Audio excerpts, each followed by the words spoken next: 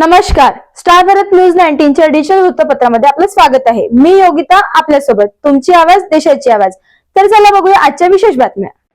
नमस्कार, तुम्ही बघत आहात स्टार भारत न्यूज 19 चा डिजिटल प्लॅटफॉर्म। आज नागपूरमधील हिवाळी अधिवेशनाचा 5वा दिवस आहे, जिथे भरपूर असे मुद्दे मांडण्यात आले आहेत। अगदी पहिल्या दिवशीपासून तर आज 5व्या दिवशीपर्यंत भरपूर मुद्दे मांडण्यात आले। त्यामध्ये नागपूरमधील आमदार प्रवीण दटके यांनी एक मुद्दा असा मांडलेला आहे की नागपूरमध्ये 66 अवैध लेडीज बार चालवले जातात, ज्यामध्ये अल्पवयीन मुली सुद्धा येतात। तिथे त्या मुलींना परमिशन कशी मिळते बारमध्ये येण्याकरता आणि ते अवैध बार कसे चालतात ते बंद व्हावे याकरता प्रवीण दटके यांनी मुद्दा मांडलेला आहे। तसेच आपल्या महाराष्ट्राचे महसूल मंत्री बावनकुळे यांनी काही मुद्दे पत्रकार विधान परिषदेमध्ये मांडलेले होते, ज्या त्यातले काही मुद्दे पारित झालेले आहेत। त्याकरता विरोधी पक्ष कार्यकर्त्यांनी त्यांना कौतुक करत त्यांना अभिनंदन देत त्यांना आशीर्वाद दिलेला आहे। तसेच की आपल्या शेतकऱ्यांबद्दलही काही मुद्दे मांडण्यात आलेले आहेत। त्यांचे जे कर्जमाफी आहे त्याकरता 30 जूनची तारीख दिलेली आहे।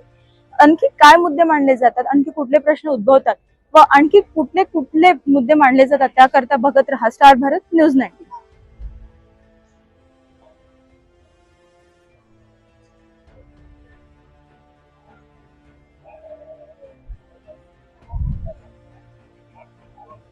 आज सभागृहामध्ये पणन मंत्र्यांनी काल जे सभागृहाची दिशाभूल करून चुकीचं उत्तर दिलं होतं की सोयाबीनची सरसकट खरेदी केली जाते। आज मी नांदेड जिल्ह्यातील अनेक तालुक्यातील शेतकऱ्यांनी पाठवलेला सोयाबीन सभागृहात घेऊन जाऊन दाखवलं। 9 ते 12% मॉइश्चर असलेला सोयाबीन पावसामुळे खरेदी केंद्रावर खरेदी केला जातो, परंतु FCIच्या गोडाऊनमध्ये तो स्वीकारला जात नाही। त्यामुळे अनेक केंद्र संचालकांनी सोयाबीन खरेदी करताना मोठ्या प्रमाणामध्ये रिजेक्शन सुरू केला आहे आणि चांगल्या प्रतीचा सोयाबीन हा व्यापाऱ्यांच्या घशामध्ये 3.5 ते पावणे 4 हजार रुपयानं टाकला जात आहे। यामध्ये जवळपास 80% शेतकरी नागवले जात आहेत आणि त्यांना उद्ध्वस्त केलं जात आहे। अनेक केंद्रामध्ये हे मंजूर करताना पुणे येथील एका व्यक्तीने जवळपास 268 खरेदी केंद्र सुरू केलेत, प्रत्येकी 5 लाख रुपये घेतलेत। त्याचा नंबर घेणाऱ्याचा मी सभागृहात सांगितलं आणि त्यामध्ये अभिजित आणि गर्जे नावाचे 2 OSD मंत्र्यांचे त्यामध्ये सहभागी आहेत। ज्या नंबरवरची चौकशी केली त्या नंबरला जर आपण त्या नंबरवर माहिती काढली तर आपल्याला सांगतो की या सेंटर मंजूर करताना प्रचंड भ्रष्टाचार झाला आणि आता सोयाबीन खरेदी करताना सुद्धा प्रचंड भ्रष्टाचार होतो आहे आणि शेतकऱ्याला लुटलं जात आहे। मोठ्या प्रमाणामध्ये आलेला सोयाबीन परत पाठवला जात आहे, रिजेक्ट केला जातो आहे आणि म्हणून मी सांगितलं की या मंत्र्यांनी दिशाभूल करून शेतकऱ्यांचा वाटोळं करायला निघालाय। शेतकऱ्यांच्या आत्महत्या रोज 7-8 शेतकरी आत्महत्या करतोय, तरी या सरकारला थोडीशी लाज वाटत नाही, क्यू नाही शेतकऱ्याप्रती। आणि म्हणून आज तो सोयाबीन मी दाखवला आणि मागणी केली की या सर्व चौकशीची चौकशी करा। आज मला उद्यापर्यंत ते निवेदन येणार आहे चौकशी करून। मी सेंटरचं नाव दिलं, शेतकऱ्याचं नाव दिलं आणि सोयाबीनचा नमुना सुद्धा मी त्या ठिकाणी दाखवला आणि शेतकऱ्यांच्या प्रश्नासाठी, हक्कासाठी, न्यायासाठी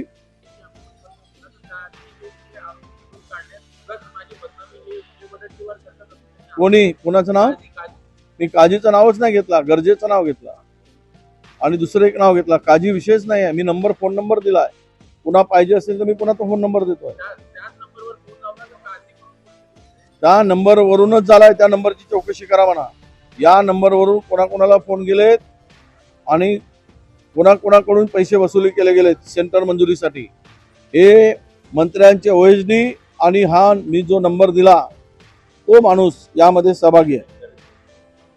नाही, तेच आमची पणन मंत्र्याकडे मागणी होती की तो मॉइश्चर आता आहेच, थोडासा सोयाबीन 10% जरी डॅमेज झाला तरी पूर्ण सोयाबीन रिजेक्ट केला जातो आणि तो परत पाठवल्यामुळे व्यापाऱ्यांचं फावत आहे आणि व्यापाऱ्यांचं फावत असल्यामुळे व्यापारी त्याला मातीमोल भावाने ते खरेदी करतायत आणि शेतकऱ्यांची लूट करतायत। हा फार गंभीर विषय आहे आणि राज्य सरकार झोपेचं सोंग घेऊन निर्ढावल्यासारखं झोपलाय, निर्ढावल्यासारखा कुंभकर्णाच्या झोपेत आहे। आम्ही शेतकऱ्यांना वाऱ्यावर सोडणार नाही, वाऱ्यावर नाही सोडणार, मारून टाकणार, अशी नीती आहे। थँक्यू. मातूर उपाय म्हणून 23 क्विंटल प्रति हेक्टरचा घोषणा जरी केली असली तरी या संपूर्ण कापसाचा मोठ्या प्रमाणामध्ये नाकारला जात आहे, कापूस रिजेक्ट केला जात आहे. आणि म्हणून एक तर रिजेक्ट केला जातो आहे, CCI खरेदी करत नाही, आणि दुसरीकडे या कापसाला हमीभाव सुद्धा मिळत नाही. बाहेरमध्ये व्यापाऱ्यांनी सुद्धा आता मोठ्या प्रमाणात कापूस खरेदी केलेला आहे. तोच कापूस व्यापारी घेऊन गेलेत की CCIच्या सेंटरवर सहज स्वीकारला जातो, पण शेतकरी घेऊन गेल्यानंतर मात्र स्वीकारला जात नाही आणि तो नाकारला जातो, जेणेकरून व्यापाऱ्यांचं फावलं पाहिजे. आता जी काही घोषणा झाली 23 क्विंटलची, ही व्यापाऱ्यांच्या सोयीसाठी झाली, कारण शेतकऱ्याकडे आता कापूस राहिला नाही. व्यापाऱ्यांनी तो कापूस खरेदी केलेला आहे. आता तोच कापूस सातबारा जोडून CCIच्या माध्यमाकडे व्यापारी पाठवत आहेत आणि पैसे कमवत आहेत.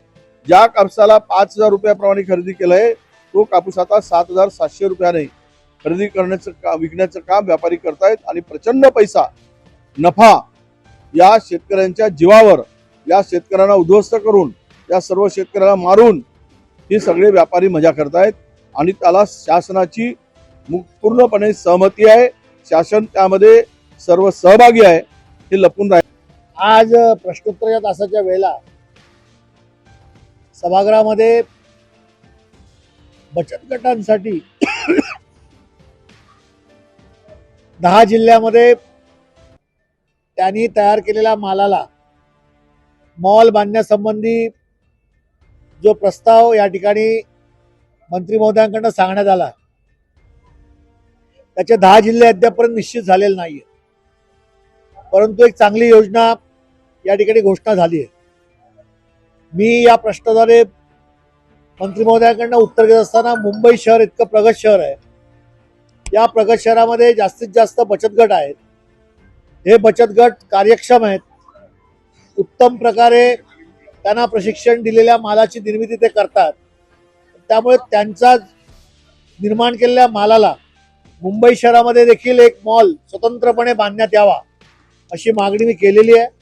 आणि सरकारने खास करून या मॉलची जर निर्मिती केली तर मुंबई शहरातल्या बचत गटांनी निर्माण केलेल्या मालाला बाजारभाव मिळेल.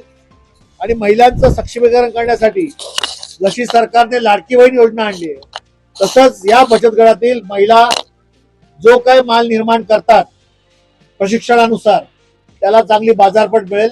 आणि म्हणून सरकारने 10 जिल्हे जे नेमलेले आहेत, येणाऱ्या काळामध्ये मुंबई शहर आणि उपनगरामध्ये देखील या मोक्याच्या ठिकाणी या बचत गटासाठी निर्माण केलेल्या मालाला जर मॉल निर्माण केला तर याचा फायदा होईल अशी मागणी मी सरकारकडे. नागपूरमध्ये अधिवेशन सुरू आहे आणि आता डिसेंबर महिना सुरू आहे.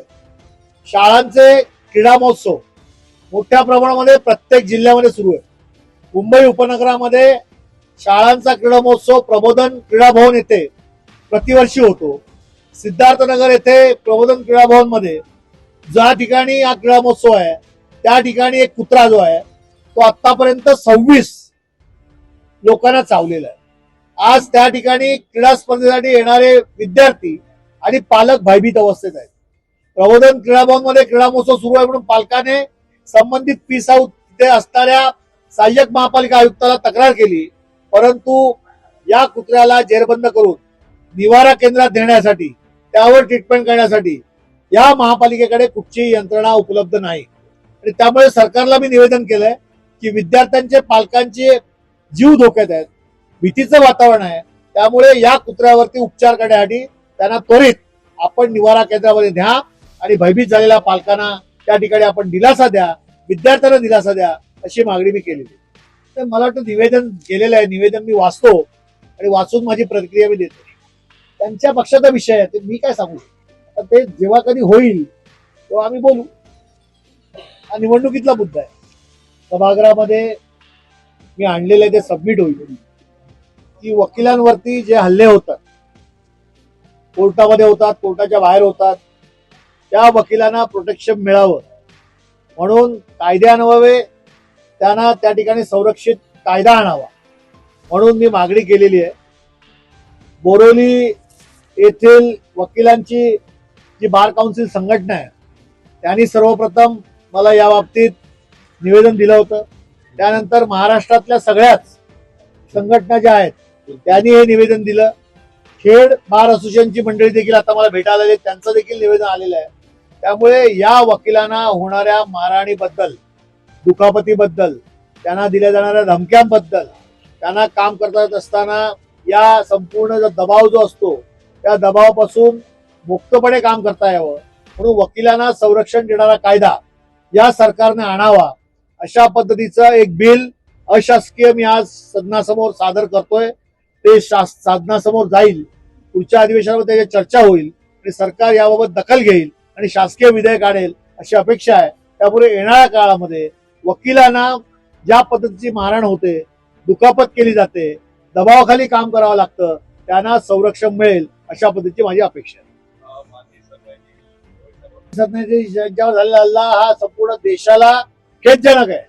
परंतु छोट्या छोट्या कोर्टामध्ये प्रॅक्टिस करणारे जे वकील आहेत ते वकील एखादी केस घेतली म्हणून पलीकडे असणारा जो आशील असतो त्याची लोक त्याच्यावरती मारहाण करतात. एखादा केस हरला म्हणून त्याला मारहाण केली जाते. एखादा केस तू का घेतलीस म्हणून त्याला धमक्या येतात. शेवटी वकील या पेशा त्यांनी स्वीकारलेला आहे. घटनेने त्याला तो अधिकार दिलेला आहे. त्यामुळे अशिलाची बाजू मांडणं हे त्याचं कर्तव्य आहे. त्यामुळे त्याने कर्तव्यात कुठची बाधा न आणता ते त्याला मुक्तपणे काम करू द्यावं हा घटनेने दिलेला अधिकार आहे. त्यामुळे अशा वकिलांची जी मारहाण होते त्यांना प्रोटेक्शन दिलं पाहिजे. अशी मारहाण झाली तर त्या मारणाऱ्या माणसाला प्रदीर्घ शिक्षा सरकारने करायला पाहिजे आणि मग तरच कुठेतरी या मारहाणीवरती कंट्रोल येईल आणि वकील मुक्तपणे काम करू शकतील. म्हणून वकिलांच्या प्रोटेक्शनसाठी हे बिल आणलेलं आहे. त्याच्यावरती चर्चा होईल. सभागृहातले अनेक सदस्य याच्यावरती बोलतील आणि मग आज आपण मांडतो आहे, आज सबमिट करतोय आणि मुख्यमंत्र्यांनी देखील शब्द दिलाय. खेडच्या आमच्या इकडे असणाऱ्या इकडची संघटना जी आहे वकिलांची त्यांना बार काउन्सिलला माननीय मुख्यमंत्र्यांनी पण शब्द दिलाय की अशा वेळेचं प्रोटेक्शन आम्ही देऊ. आज योगायोग आहे की त्यांचं नेतृत्व आज उद्धव बाळासाहेब ठाकरे पक्षाच्या वतीचा आमदार म्हणून मी बिल सादर करून करतोय. कदाचित सरकार मला बिल मागे घ्यायला लागेल चर्चा झाल्यावर आणि स्वतः बिल आणेल शासकीय आणि आम्हाला आनंद आहे आणि तीच अपेक्षा आहे की सरकारने शासनाचं बिल आणावं. थँक्यू. या पद्धतीनं निवडणूक आयोगाच्या माध्यमातून करून मतदात्यांचं आणि उमेदवारांचं एक प्रकारचं अपमान करण्याचं आणि त्याला त्रास देण्याचं काम सरकारच्या वतीनं चाललेलं आहे. असा आता आपला थेट आरोप आहे. त्याबद्दलचा विश्वास असेल किंवा अजित पवार हा पक्ष असेल त्यांना आता राहिलेलं नाही. हे वोट चोरी करून निवडून येणारे लोक आहेत आणि आता आम्हाला स्थानिक स्वराज्य संस्थांमध्ये सुद्धा या पद्धतीनं वोट चोरी करून आम्हालाही हरवली ही त्यांच्यामध्ये निर्माण झाली. म्हणून प्रत्येक स्थानिक स्वराज्य संस्थांच्या जनतेचा लढा या प्रत्येक तालुक्यात त्यांनी आपले कार्यकर्ते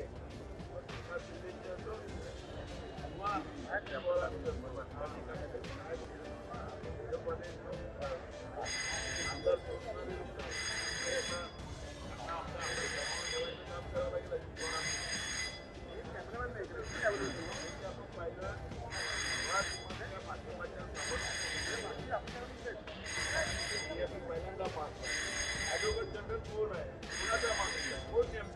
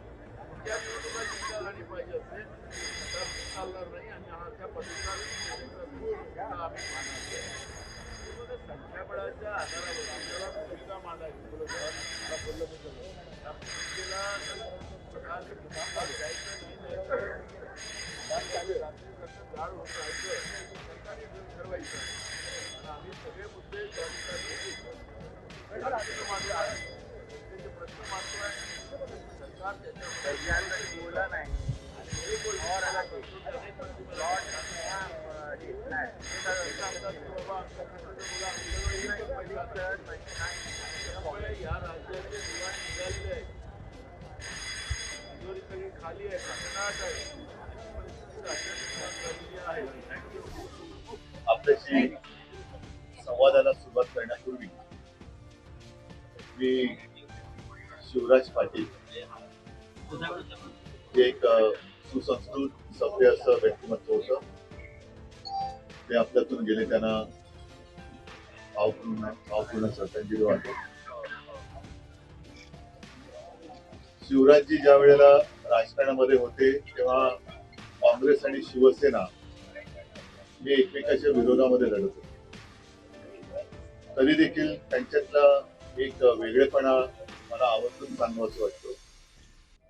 तो म्हणजे त्यांच्यावरती ज्या ज्या वेळेला ज्या ज्या जबाबदाऱ्या पक्षाने, काँग्रेस पक्षाने दिल्या त्या त्यांनी त्यांच्या परीने यशस्वीपणाने पार पाडण्याचा प्रयत्न केला. मग ते मला वाटतं संरक्षण मंत्री होते, लोकसभेचे अध्यक्ष होते, आणि त्याही पेक्षा गृहमंत्री म्हणून काम करत असताना 26/11 हा जो काही आतंकवादी हल्ला झाला त्यावेळेला त्याची नैतिक जबाबदारी स्वीकारून त्यांनी राजीनामा दिला होता. हे अशी नैतिकता हल्लीच्या राजकारणामध्ये फार अभावाने आढळते की एखादी गोष्ट ज्याच्यात आपण अपयशी ठरलोय किंवा त्याची नैतिक जबाबदारी स्वीकारून राजीनामा देणं हे हल्लीच्या राजकारणामध्ये दिसत नाही. पण ते शिवराजजींनी तेव्हा दाखवलं होतं की खातं माझ्याकडे आहे आणि तरी देखील मी जनतेचं रक्षण करू शकलो नाही किंवा आतंकवादी हल्ला झालेला आहे त्याची जबाबदारी घेऊन राजीनामा देतो, ही एक मोठी गोष्ट तेव्हा आपल्याला सगळ्यांना दिसते असेल. आणि म्हणून जेव्हा ते राजकारणात होते तेव्हा मी म्हटलं तसं काँग्रेस आणि शिवसेना हे एकमेकाच्या विरोधात लढत होते. पण ज्याच्याकडे ज्या काही चांगल्या गोष्टी असतात त्या आपण चांगल्या मानल्या पाहिजेत आणि त्यांच्याकडे काही गोष्टी आपण अध्यक्षांना भेटला.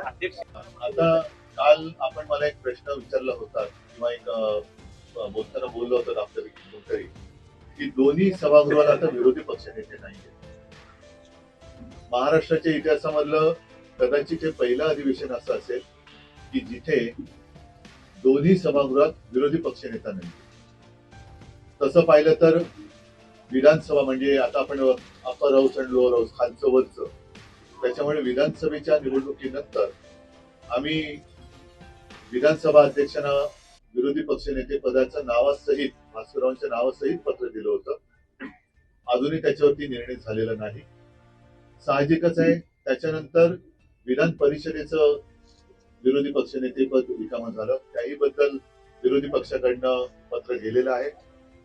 काल आपण जे म्हणालात की मुख्यमंत्र्यांचं म्हणणं असं आहे की हा अधिकार हा अध्यक्षांचा आहे, त्यानुसार आम्ही नियमानुसार अध्यक्षांकडे पण जाऊन ही विनंती केली आणि त्याचप्रमाणे माननीय सभापतींकडे सुद्धा जाऊन आम्ही विनंती केली की आता दोन्ही पदं ही रिकामी आहेत, दोन्ही सभागृहाची ही पदं रिकामी आहेत, आपण दोघांनी एकत्रितपणे हा निर्णय या अधिवेशनाच्या आता उद्या परवाकडे शेवटचा दिवस आहे आपण जाहीर करावा.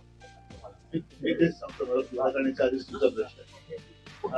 साहजिकच आहे, दोघांनी सांगितले की आम्ही जरूर त्याचा आमच्या मनामध्ये तो विचार चालू आहे, आम्ही लवकरात लवकर तो निर्णय घेऊ. आता हे गेल्या अधिवेशनाच्या वेळेला सुद्धा लवकरात लवकर हा शब्दप्रयोग झाला होता. आता किती लवकर तो निर्णय होतोय हे आपल्याला कळेल. कारण आमची तर विनंती किंवा आग्रह असा आहे की हे अधिवेशन संपण्यापूर्वी दोन्ही सभागृहाला विरोधी पक्ष नेते लाभावेत की जेणेकरून विरोधाला विरोध करण्यासाठी नको ते तर आम्ही आजही करतो, विरोधाला विरोध नाही, पण जनतेचे प्रश्न एक त्यांचा आवाज उठवणं हे आमचंही कर्तव्य आहे. आणि जे कोणी या सभागृहात जनतेकडनं आपले प्रतिनिधी, लोकप्रतिनिधी म्हणून येतात, त्यांचं सगळ्यांचं ते कर्तव्य असतं. विरोधी पक्ष नेत्याला एक दर्जा असतो, एक मान असतो, तो प्रशासकीय अधिकाऱ्यांशी नीट एका अधिकारामध्ये बोलू शकतो, काही माहिती घेऊ शकतो आणि त्यानुसार सभागृहामध्ये आपल्या प्रश्नाची मांडणी तो व्यवस्थितपणाने करू शकतो. आणि म्हणून लोकशाही जिवंत ठेवण्यासाठी या दोन्ही सभागृहात विरोधी पक्ष नेतेपद हे असणं म्हणजे पद आहे, पण त्या पदावरती माणसं नाहीयेत, तर ती नेमणूक लवकरात लवकर व्हावी अशी आमची आग्रहाची मागणी आहे. आता त्या सगळ्या गोष्टी ते बघतील आणि त्या दोघांनी इच्छा व्यक्त केली की आम्ही हा निर्णय लवकरात लवकर घ्यायचा आमच्या मनात आहे.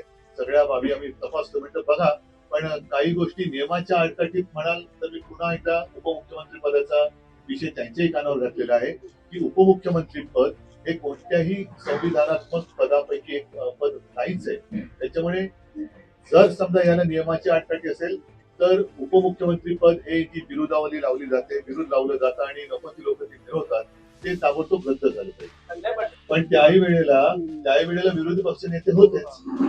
माझं म्हणणं काय असेल, संविधानाची अडचणी किंवा नियम असेल तर नियम सगळीकडे सारखा असला पाहिजे. तो केवळ विरोधी पक्ष नेत्यांना त्या मोजमाप पट्टी लावणार असाल तर उपमुख्यमंत्र्याला लावली पाहिजे, आणि ती मोडून जर उपमुख्यमंत्री करणार असाल तर विरोधी पक्ष नेता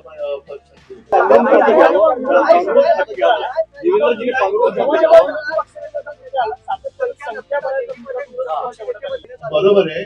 संख्याबळ हा जर का नियम असेल तर मग नियमानुसार उपमुख्यमंत्री पण पद नाहीये, त्याला संख्याचं नाहीच आहे. कारण काही काही ठिकाणी तर नुसतं असंच नेमले गेलेले आहेत. त्याच्यामुळे आणि एक नाही 2-2 उपमुख्यमंत्री असे, म्हणजे मग तुम्ही उद्या 40-40 उपमुख्यमंत्री कराल तर उपमुख्यमंत्री ही संज्ञाच चुकीची आहे, ती कायद्यातच बसत नाहीये.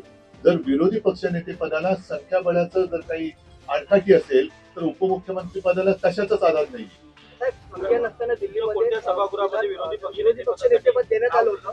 संख्या नसताना विरोधी पक्षनेतेपद दिल्लीमध्ये भाजपला देण्यात आलं होतं आणि भाजपने ते घेतलं होतं. त्यावेळेच्या मुख्यमंत्री अरविंद केजरीवाल यांनी स्वतः सांगितलं होतं की आम्ही विरोधी पक्षनेतेपदाला संख्या नसली तरी आम्ही ते त्यांना देतोय. मग आता जी अवधारता मुख्यमंत्र्यांमध्ये नाहीये. हा प्रश्न त्यांनी त्याचं उत्तर द्यायला पाहिजे, मी कसं देऊ. पण जेव्हा साहजिकच आहे, जेव्हा भाजपेतर पक्षाचं सरकार जिथे आहे किंवा दिल्लीत होतं केजरीवालांचं, तेव्हा त्यांनी ती उदारता दाखवली होती. त्यांनी किती आले होते, मला वाटतं तीन कितीपैकी 70 मध्ये 3 असताना विरोधी पक्षनेते पद दिलं होतं. ही तुम्ही माहिती देताय तर 70 मध्ये 3 म्हणजे तो 10% किंवा किती टक्के देतोय. हा फार महत्वाचा मुद्दा तुम्ही आता मांडला, या निमित्ताने तुम्हाला धन्यवाद देतो. अशा आणखी नवीन सनसनी बातम्यांकरता आमच्या चॅनलला जास्तीत जास्त लाईक, शेअर, कमेंट करा व सबस्क्राईब करायला विसरू नका. धन्यवाद.